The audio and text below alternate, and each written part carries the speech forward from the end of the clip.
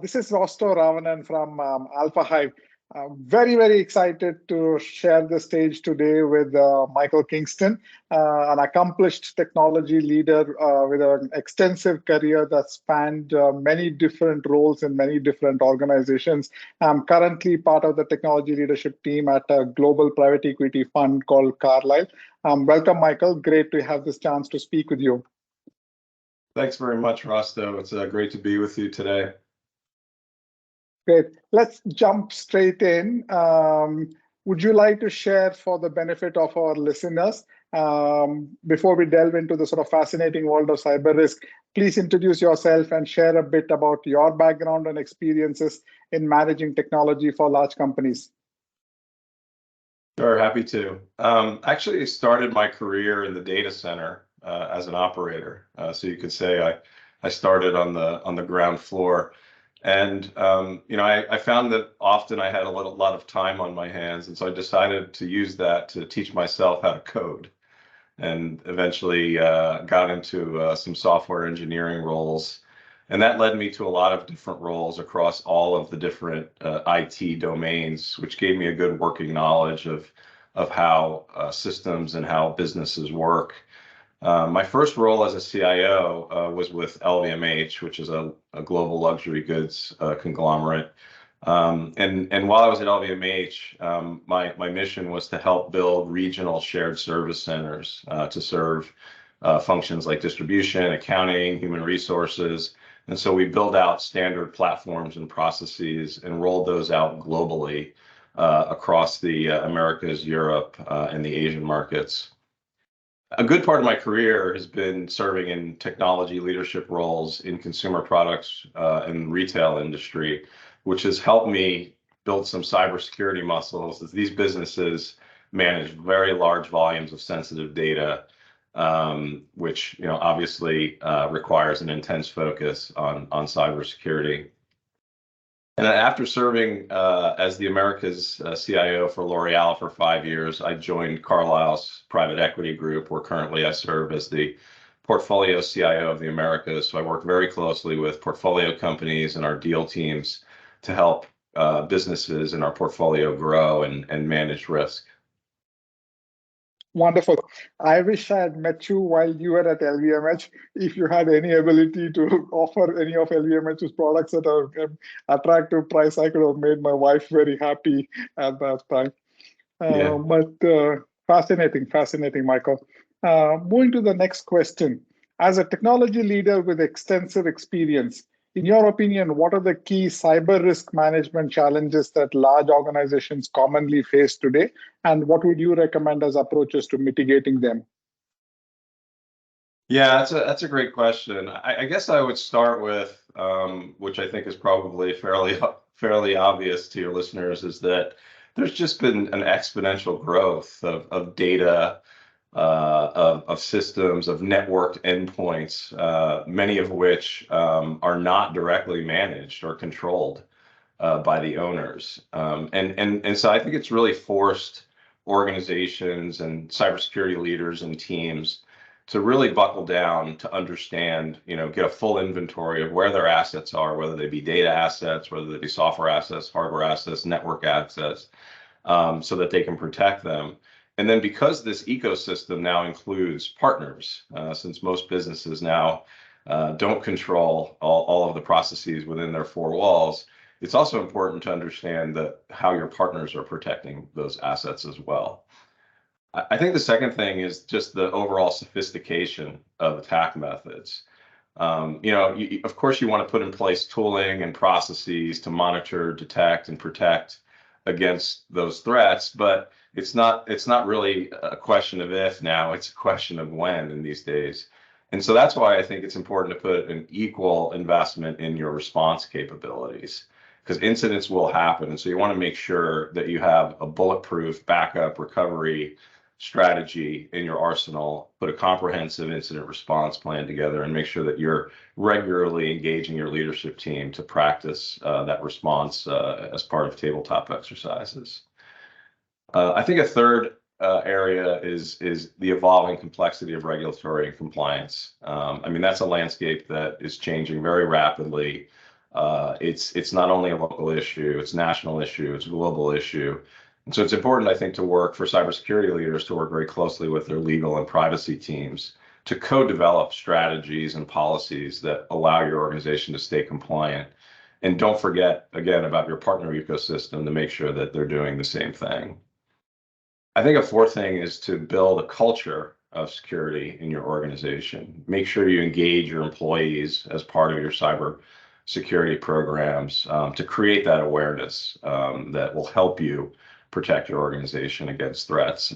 And then lastly, always talk to your management and your board of directors about cybersecurity. It's important that they understand what the risks are so that they can provide you with the proper resources and support to manage those risks. Share your roadmaps and tell them not only what you are doing, but tell them what you're not doing.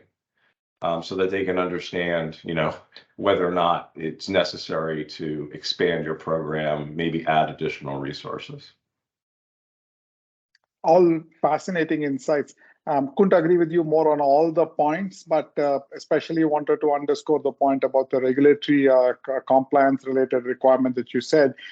Keeping two things in mind. One, every business wants to be a technology business today. We all had that famous comment from, say, Jamie Dimon at JP Morgan, who commented that JP Morgan is a technology organization, not only a bank, but also the differing speed at which global regulations are evolving. Some jurisdictions are ahead, some jurisdictions are catching up, etc. So that by itself is a complex requirement there. Moving to my next question. In today's rapidly evolving threat landscape, cybersecurity is a shared responsibility between technology teams and leaders with other responsibilities in the organization. Based on your experience, how would you recommend that we ensure effective communication and collaboration between technology leaders and the boardroom to present cybersecurity insights in a way that everybody understands, all expectations are aligned, and the risks are ultimately managed effectively? Yeah, I think the important part of that question is doing it in a way that they can understand, because I think the cybersecurity professionals, we can all agree that these are fairly complex and technical issues, and not always easy to explain to non-technical leadership. But the way I always approach these conversations with management and the boards is, boards love stories to be told with numbers. So I always try to keep that in the back of my mind. Any concepts in cybersecurity that you can translate into numbers is always going to make it a more effective discussion with management and the board. And so things like making sure that you've got KPIs, and they don't have to be overly complicated KPIs. They can be simple KPIs like how many phishing tests have we run? What was the what was the result of those tests? How many threats have we received? How many emails have we filtered out that were picked up by our email filtering system? So simple things that help to illustrate to boards and management what the risks are, so that they understand what the risks are to your company, because not every company is the same. If you're a company that's in the infrastructure industry and you're providing infrastructure to the country or to your local municipalities, you've got different threats than you do in retail or in healthcare. But yeah, start with KPIs that illustrate the risks, illustrate the effectiveness of the controls that you have in place, and illustrate where you need to improve. The second thing, which I mentioned earlier, is roadmaps. So I think simple roadmaps that help connect the dots between here are what our risks are, here are our sensitive assets, here are the risks that we see to those sensitive assets, and therefore here's how we are prioritizing our cybersecurity initiatives to address those risks. So I think roadmaps are super helpful for management. I think the third thing, and this is something that I think, Rostow, you and Alfahive are doing a good job with, is boards, and particularly CFOs, they like to understand risks in terms of money. And so, you're starting to see, because of all of the data that's available about the costs of incidents that have occurred over time, you're starting to see the ability to really hone in on what are the financial risks that are presented to a company when it comes to the different types of threats of cybersecurity. And so being able to really quantify with dollars what those financial risks are, I think is another really effective way of communicating not only what the risks are, but what you should prioritize and what you should invest in to address those financial risks. And then finally, I would just say, when you're talking to management and the board, don't be an alarmist. You don't want to come across as, if we don't do everything, then the world's coming to an end, because that will put the board on their heels, and it'll make the conversations a lot more tense. And so I think, just try to be very balanced, when you're sharing your risks and what are the different pros and cons of the different investments, and just be as factual as possible. Very, very valuable insights. I'm sure our listeners would get a lot of value out of it. Moving to my next question.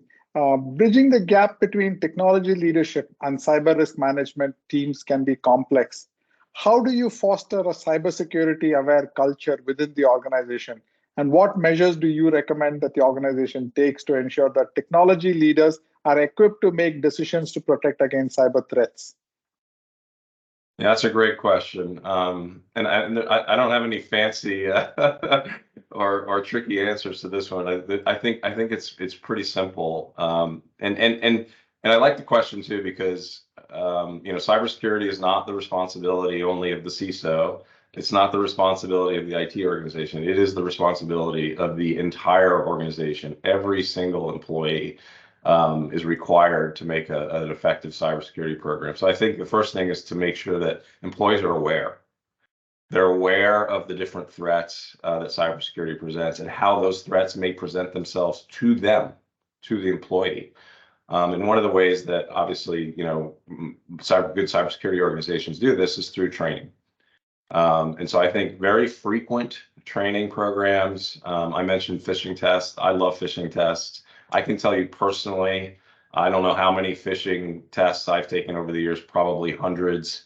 And I can tell you that I personally have gotten better at being able to detect malicious, traffic coming in either through email or text or even over the phone. And so I think training and awareness is a great way to engage 100% of the employees of the organization and really raise the overall level of awareness of the company.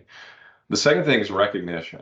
Look, we're all human beings. We all respond in a very positive way to recognition. And so I think taking the time to recognize employees in the company and leaders that are taking proactive measures to report suspicious activities, incidents, to participate in training and awareness, that will remind and encourage others to do the same.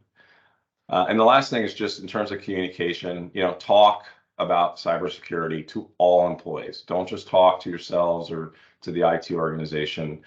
Share short videos that illustrate best practices, share information about current events in cyber, maybe incidents that have been reported that have affected other companies and the impact to their organization.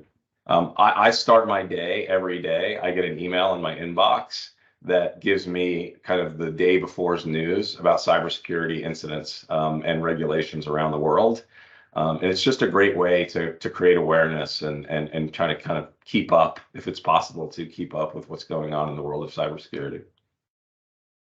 Couldn't agree with you more on all the points, especially the one about training.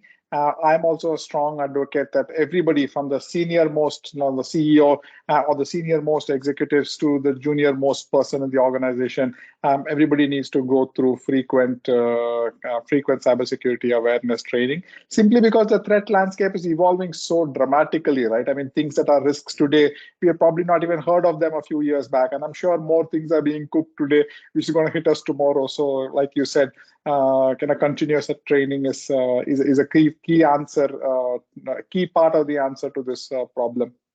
Last question for today. What role do you see technology and automation playing in addressing some of these challenges that you outlined? How can an organization leverage advanced technologies to enhance their cybersecurity risk management processes and also to stay ahead of evolving threats? Well, we can't have a discussion about much these days without talking about AI. And AI obviously has a lot of use and application in many different use cases in organizations, but cybersecurity is definitely an area where I think AI is going to play and will play a significant role in helping organizations to protect and detect malicious activity. AI is going to give you the ability to have those real-time and intelligent insights that allow you to assess where your risks are, so you know where to focus your investments and your activities.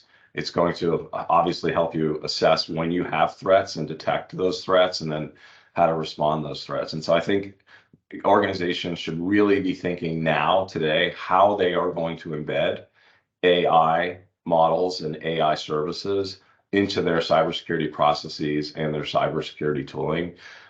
Because as we said earlier, the threat landscape is growing, so it's becoming more and more complex, and the sophistication of the attacks. I mean, these threat actors, one of the things that has changed a lot over the years is how patient they are.